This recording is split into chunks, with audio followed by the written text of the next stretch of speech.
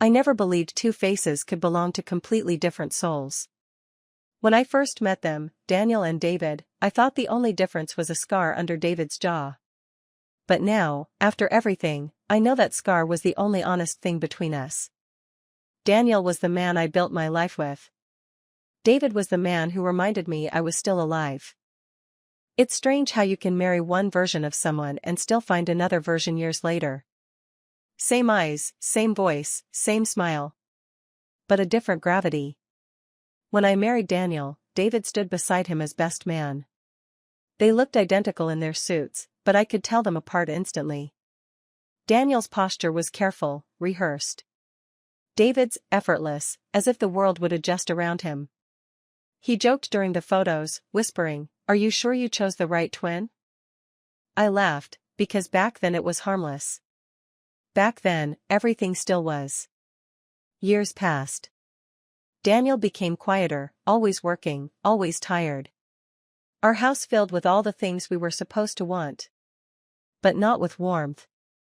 And when David visited, even for a few minutes, it felt like sunlight slipping into a room that had forgotten what morning looked like. He never crossed a line. Neither did I. But every word, every glance, every small familiarity, it built something dangerous between us. Not lust. Not fantasy. Something heavier. Recognition. I started avoiding mirrors when Daniel was near. Because his face reminded me of the one I shouldn't be thinking about. It was unbearable, to love a man and crave the same face for a different reason. I don't know exactly when the boundary disappeared. Maybe it was the night David stayed to fix the power when the lights went out. Maybe it was the way he said, "You deserve to feel seen again." Or maybe it was simply inevitable. Because when two people share the same face, it's impossible to tell which one you're actually missing. Until it's too late. It started small. So small that, at the time, I could still convince myself it meant nothing. David would stop by when Daniel was at work, always with a reason. To drop off a package, fix something around the house, check on me while Daniel was away on another business trip. Harmless things. Things a brother would do. He'd knock twice on the door, always the same way. Light, rhythmic, like a private code. And every time, my heart reacted before my mind caught up. I'd tell myself, it's just him helping out. But I'd still check my hair in the mirror before opening the door. We'd talk in the kitchen, drink coffee, laugh about things Daniel never found funny anymore. He'd tease me the same way Daniel used to. But his tone, softer, more attentive, made me feel like I was being seen, not just heard. One afternoon, while he was fixing a flickering light bulb, I caught myself watching him. Same hands. Same profile. But where Daniel's movements were controlled, David's were effortless. When he turned and smiled, for a second, I forgot which man I was supposed to love. After that, I started noticing every difference. Daniel's voice was measured. David's had warmth. Daniel's eyes looked through me, David's looked into me. It was the same face. But one made me feel invisible, and the other made me feel alive. The visits continued. Always innocent, always short. But there was something in the pauses, the way the air thickened between sentences. It wasn't physical yet. It was worse, it was emotional honesty. The kind that only grows where silence used to live. Sometimes I'd see Daniel and catch myself studying his face, searching for traces of the other one. The familiar curve of the mouth. The same dimple that made me feel both comforted and guilty at once. At night, I'd lie beside my husband and think of his brother. Not in fantasies, but in small, mundane ways. The way he said my name. The way he laughed like life hadn't defeated him yet. It scared me. Because I wasn't falling in love with someone new. I was falling back into something I thought I'd lost. Only now, it was wearing the wrong face. I started avoiding him. Stopped answering his texts right away, stopped offering coffee when he dropped by. I told myself it was just to protect my marriage. But deep down, I knew it was already too late for that. Because the thing about wanting something forbidden is that distance doesn't make it fade, it makes it sharper. Like a sound you can't unhear once you've noticed it. A few weeks passed. Daniel was gone again, meetings, flights, work dinners. I should have been used to the quiet by now. But this silence was different. It wasn't peace. It was absence. And then one evening, David texted. "You left your scarf in my car last time. Want me to drop it off?" I hadn't left anything in his car. I knew it. He knew it. But I still typed back. "Sure. I'll be home." When he arrived, I didn't recognize myself. My heart was too loud, my hands restless. He stood at the door holding the scarf. The excuse we both needed. "You look tired," he said. I smiled. "You sound like him." "Do I?" he asked quietly. "Because I don't feel like him." I should have ended it there. Closed the door, said goodnight, erased the line that was already fading. But he stepped closer. And something about the way he looked at me, like he knew every version of my sadness, made me stay. "I don't want to hurt him," he said. His voice cracked on the last word. "I know," I whispered. "Neither do I." And then we just stood there. The two of us, mirror images bound by the same guilt. His hand brushed mine. And the world shrank to the space between our fingers. Every breath felt like confession. He didn't kiss me that night. He didn't have to. The air between us did it for him. After he left, I locked the door and leaned against it, shaking. I didn't cry. I didn't even breathe. Because I finally understood what terrified me most. Not that I was falling for him. But that part of me already had. For a while, I tried to disappear into my routine. Work, errands, laundry, the endless rhythm of pretending everything was fine. I muted his number, deleted our chats, stopped going to the places where I might run into him. It worked, for a little while. Daniel noticed the change too, though he misread it. He thought I was finally settling down, that I'd grown out of the restless version of myself. He smiled more often. Asked fewer questions. And I let him believe that, because lies are easiest when they sound like healing. But guilt doesn't go away just because you stop feeding it. It waits, quiet, patient, hungry. One night, Daniel got a call from his mother, something about his father's health, and he had to leave suddenly. He packed fast, kissed me goodbye, and said, "I'll call when I get there." And then I was alone again. It rained the next morning. The kind of heavy, relentless rain that makes the world feel slower.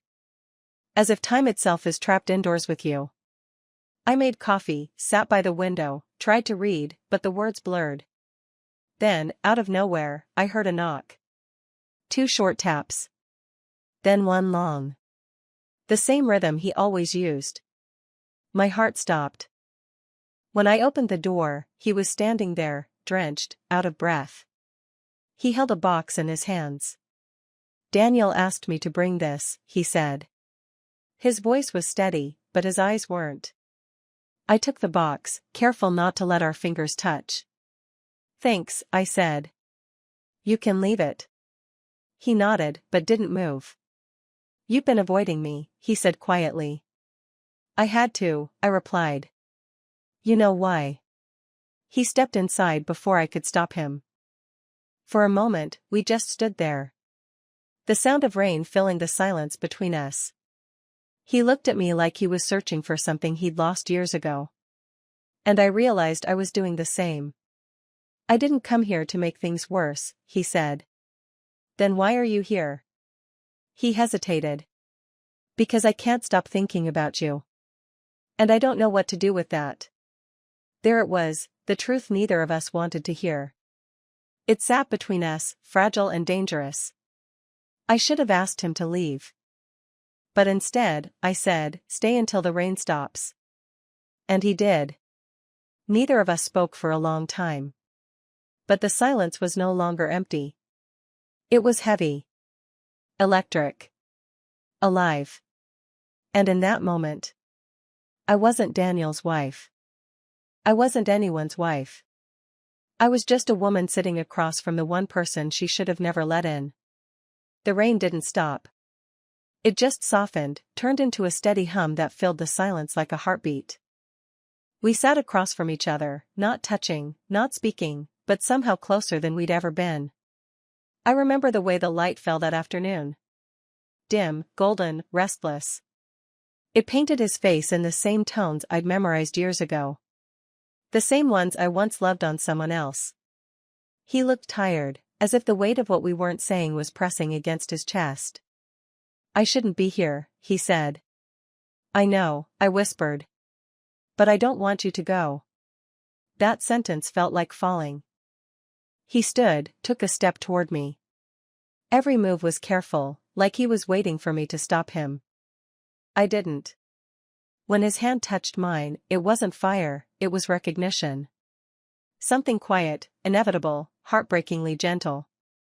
I could feel his pulse under his skin, fast but trembling. He didn't say my name, maybe because he knew that if he did, I'd break. The kiss wasn't planned. It didn't even feel like a decision. It was a release, the kind that happens when silence can't hold the truth anymore. It was soft, hesitant, almost reverent. Not a beginning, but an ending that came disguised as one. I don't know who moved first, or if we both did. All I remember is the feeling of being seen again. The warmth of a face that mirrored the man I married. And yet wasn't him. Time lost shape after that. There was no clock, no world outside that room. Only breath, skin, the sound of rain hitting the window. And when it was over, there was no joy. Just stillness. He stayed for a while, sitting on the edge of the bed. His face in his hands, breathing like someone who'd run too far. When he finally looked at me, his eyes were wet, and not from guilt. From grief. He stood, whispered, "I'm sorry," and left. No explanation. No promise. Just the echo of the door closing behind him. And the unbearable awareness that I had crossed a line I could never uncross. I sat there for a long time, watching the rain fade into a quiet mist, and realized that nothing felt more tragic than being held by the wrong version of the man you once loved. The morning after felt too still. No sound, no air, no pulse, just the hollow echo of something that had already happened and couldn't be undone. The rain had stopped, but its smell lingered, heavy and cold, like a memory that refused to leave. I woke before the sun. The bedsheets were tangled, the air stale. For a moment, I forgot where I was. And then everything came rushing back, his touch, his face, his voice whispering "I'm sorry." There was no satisfaction. No thrill. Only quiet, a kind of silence that stripped me bare from the inside out. I sat at the edge of the bed, staring at the floor. And realized that I didn't hate him. I didn't even hate myself. I just felt nothing. And maybe that was worse. I took a shower, trying to wash it off. The guilt, the scent, the warmth that wasn't mine to keep. But water can't clean what's beneath the skin. It only reminds you where the stains are. When I walked into the kitchen, the clock on the wall read 8:17. Daniel would be calling soon. His usual morning check-in from another city. The same routine that used to feel comforting. Now the thought of hearing his voice made my chest tighten. I made coffee just to have something to do. The steam fogged the window. And in it, I saw my own reflection, tired eyes, pale lips. A woman I didn't recognize anymore. Not a lover. Not a wife. Just someone stuck between the two. The phone rang exactly when I knew it would. I answered, forced a smile into my voice.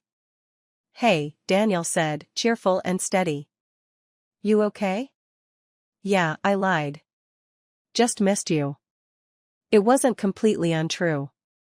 I did miss him. But I didn't know which version of him I was missing anymore. After the call, I stood there holding the phone, waiting for the tears that never came. Because grief doesn't always look like crying. Sometimes it looks like stillness. Like the moment you realize you've broken something that didn't even belong to you to begin with. That day, I didn't leave the house. I didn't eat. I didn't move much. I just sat in that quiet room, feeling both full of him and completely empty at the same time. And as the light shifted across the walls, I finally understood. There's no going back from this. Even if no one ever finds out. Part of me will always know. And that knowledge will live under my skin, breathing where love used to be. I tried to live as if nothing had happened. People say you can bury the truth, but they never mention that it still breathes underground. When Daniel came home a few days later, I smiled like before. Asked about his father, made him tea. Laughed in the right places, touched his hand at the right moments. Everything was perfect, rehearsed, polished, safe. Only my eyes didn't follow the script. He looked at me differently, though he couldn't say why. Once, while we were eating dinner, he paused mid-sentence and just stared. "What?" I asked, forcing a laugh. He shook his head. "Nothing. You just seem distant lately." "Just tired," I said, the easiest lie in the world. Tired of guilt. Tired of pretending that every corner of the house didn't echo his brother's voice. Tired of realizing that I could stand in front of the man I married and still miss someone with the same face. David disappeared completely after that day. No calls, no messages, no accidental visits. And yet, I felt him everywhere, in Daniel's gestures, his tone, even in the smell of his cologne. Each resemblance was a ghost, reminding me of a truth I'd promised myself to forget. Some nights, Daniel would reach for me in bed, his hand resting on my hip. And I'd flinch before I could stop myself. He'd notice, withdraw. And the silence that followed was louder than any confession. In the mirror, I caught glimpses of who I'd become. A woman made of reflections. Half love, half regret. Never fully belonging to the life she built. Daniel started asking questions. Small ones at first, "You sure everything's okay?" Then longer pauses, heavier looks. The kind of silence that demanded answers I wasn't ready to give. So I smiled more. Kissed him longer. Talked about plans, vacations, anything to keep the air moving. And he believed me. Because love, even when broken, still wants to trust. But deep down, I knew. I wasn't fooling him. I was only buying time. Before the truth, like a reflection in still water, rose to the surface again. It happened months later, long enough for the memory to fade into something that only hurt when I breathed too deeply. I was walking out of a grocery store on a quiet Sunday morning when I saw him. David. He was standing by his car, head tilted down, sunlight catching the side of his face. Same posture, same stillness, but something in him had changed. He looked older. Or maybe it was me. For a moment, neither of us moved. Then he looked up, and our eyes met. A single second that stretched and folded time in on itself. All those nights of silence, all those unsent messages, all those what-ifs that haunted me.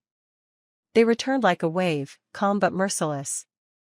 He smiled first. Not the smile I remembered.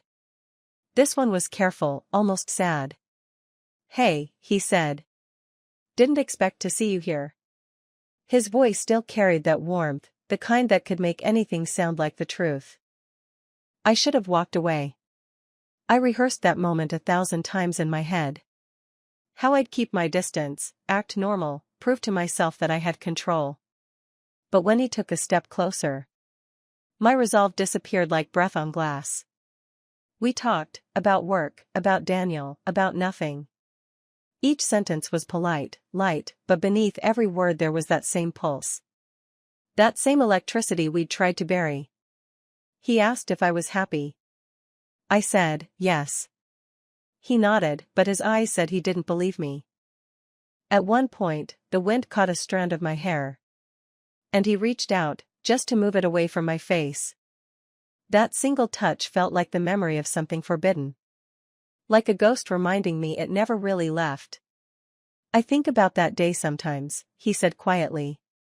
I try not to, I replied. Does it help? No. We both smiled then. A sad, knowing kind of smile. The kind that belongs to people who share a secret no one else can ever understand. I'm sorry, he whispered. I almost said me too, but stopped. Because part of me wasn't sorry. Part of me missed the version of myself that existed only when he was near. He stepped back, shoved his hands in his pockets. Take care of him, he said softly. Then he turned, got into his car, and drove away. Leaving me in the parking lot with a bag of groceries. And a heart that still couldn't decide which twin it belonged to. That night, I couldn't sleep. I lay beside Daniel, watching the faint rhythm of his breathing in the dark. Listening to the soft rustle of the sheets every time he moved. Everything about him felt familiar, the warmth, the comfort, the safety. And yet, all I could see was his face reflected twice in my memory. David's voice kept replaying in my head, take care of him. It wasn't a plea. It was a goodbye. But instead of bringing peace, it opened something inside me I'd tried too long to keep closed. I turned toward Daniel, studying his profile in the dim light. Same jawline. Same mouth. Same shadow across his cheek. I tried to tell myself that this was the man I loved. That the other one, the wrong one, was gone. But love doesn't erase echoes.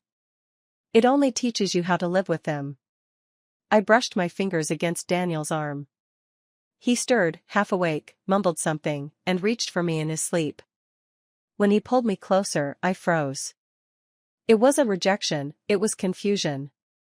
Because part of me wanted to hold him. And part of me felt like I was stealing a gesture that didn't belong to me anymore. There are betrayals that happen once. And there are others that repeat silently. In touches, in glances, in the spaces where truth should be. Lying there, I realized our marriage hadn't broken that day with David. It had broken long before. The moment I started looking at another man and seeing what was missing in my own. Daniel shifted again, his hand resting gently on my waist. That simple, innocent gesture, one that used to comfort me, now felt unbearably heavy. Because he didn't know. And maybe he never would. But I knew. And that was enough to change everything. It's strange, the kind of silence that comes after guilt. It isn't loud. It isn't cruel. It's quiet, patient. Like it knows it's never leaving. So I closed my eyes and pretended to sleep. While the weight of my secret settled between us. Invisible but unmovable. Like a third presence in our bed. In the weeks that followed, I tried to be the wife he deserved. I cooked his favorite meals, laughed at his jokes, kissed him longer when he left for work. Every small gesture was a quiet apology. A desperate attempt to rebuild something that still looked whole on the outside but was hollow within. He noticed, of course. He thought I was just being sweet. He told his mother that things were better between us. That maybe we'd finally found our rhythm again. And I nodded, smiled, played along. Because in some cruel way, pretending felt safer than truth. But every kindness became a reminder. Every touch, every smile, every dinner I made out of guilt. It all felt like covering a wound that refused to close. One evening, while washing dishes, I caught my reflection in the window. The woman looking back at me was trying too hard. Her smile didn't reach her eyes. Her movements were soft, careful, the kind of careful that comes from fear, not love. I realized then that I wasn't being a better wife. I was performing forgiveness. Trying to convince myself that if I gave enough, the guilt would finally leave me alone. But guilt doesn't leave. It learns how to blend in. It eats quietly, politely, until all that's left is the shell of who you used to be. Daniel came up behind me, wrapped his arms around my waist, kissed the back of my neck like he used to. "Thank you for being patient with me," he whispered. And I almost laughed. Because if he only knew who had really been patient all this time. The man who stayed silent. The woman who stayed broken. I turned, smiled, kissed him back. And for a moment, I almost believed it. That this could still be love. That I could still be good. But when he looked into my eyes, I saw my own reflection there. And it terrified me. Because I didn't see a wife. I saw someone pretending to be one. Someone who traded truth for comfort. And called it redemption. Daniel started noticing the small things first. The kind of things only someone who's lived beside you long enough would ever see. Like how I'd pause for a moment before answering simple questions. Or how sometimes, when he touched my hand, I'd flinch, not out of rejection, but because my body didn't recognize the gesture as his anymore. He didn't say much at first. Just watched. Listened.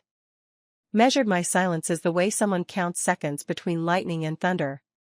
One night, while we were watching a movie, he muted the sound suddenly and asked, "Do you ever feel far away from me?" The room went still. I tried to smile. "What do you mean?" "I don't know," he said quietly. "It's like you're here, but not really." I wanted to tell him the truth. That I'd been living between reflections. That every time I looked at him, I saw the shadow of someone I wasn't supposed to remember. But the words wouldn't come. They never do when they matter most. Instead, I said, "I've just been tired lately." He nodded slowly, his eyes searching mine. And in that moment, I think he saw something. Maybe not the whole truth. But enough of it to make him afraid to ask more. After that, things shifted. He stopped asking where I went during the day. Stopped checking my phone when it buzzed. Not out of trust. But because sometimes it's easier to live beside the unknown than to open the door and find what's really waiting there. The space between us grew quieter, heavier.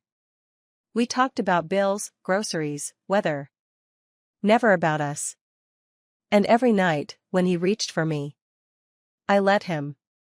Not out of love. Out of mercy. Because he still thought the silence meant peace. And I knew better. Silence, once broken, never sounds the same again. It didn't end with a confession. It never does. The truth doesn't need words, it just waits for the right silence to echo in.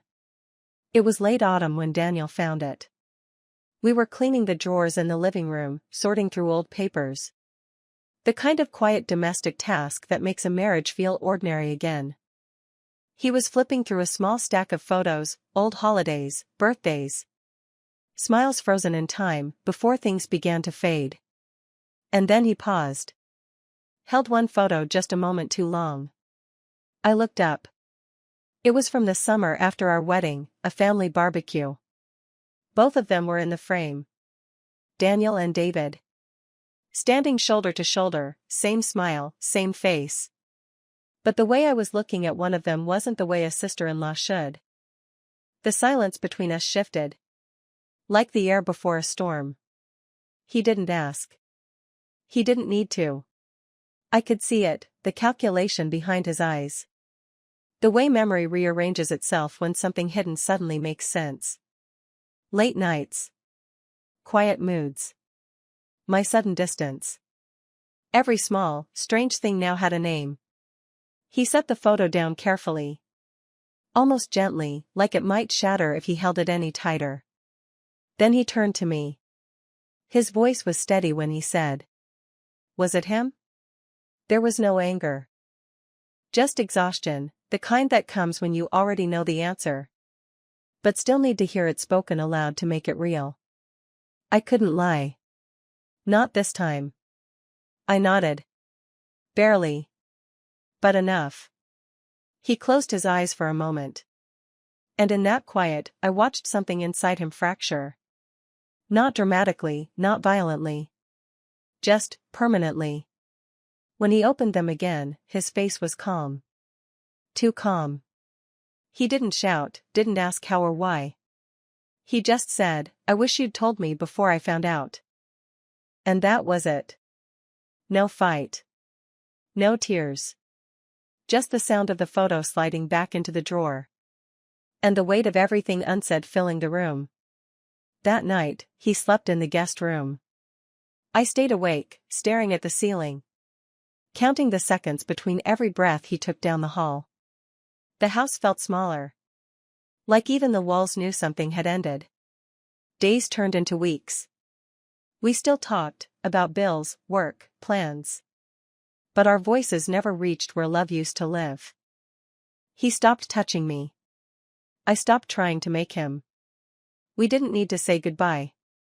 It had already happened long before. Sometimes, when I pass a mirror, I catch my reflection and think of them. The two men who shared one face. And the woman who lost both. People think betrayal is a moment. It isn't. It's a slow erosion. And by the time you realize it's gone, there's nothing left to rebuild. Now the photo sits in a drawer somewhere. I don't open it.